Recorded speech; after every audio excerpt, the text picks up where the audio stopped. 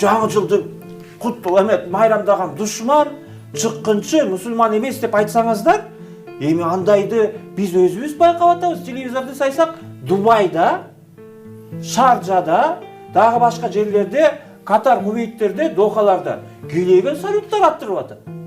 Мамлекет тарабынан. Мамлекет тарабынан. Эми ал жанагы ал миллиардерлерди Лондон, Парижде эмне менен алек болуп жүргөндөрүн биз аны деле гезиттерден окуп атабыз.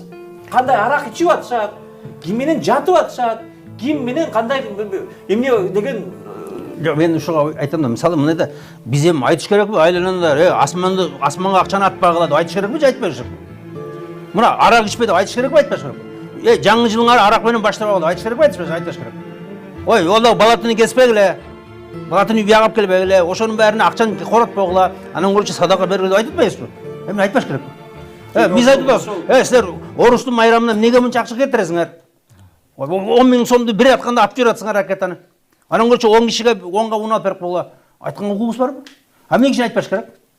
Ал келип айтсак эле болду. Окуй, булар террорист экен, окуй фанатик экен, окуй экстремист экен. Эмне деген эме? Чечим айтсаңыз, эмне кылыш керек конкрет?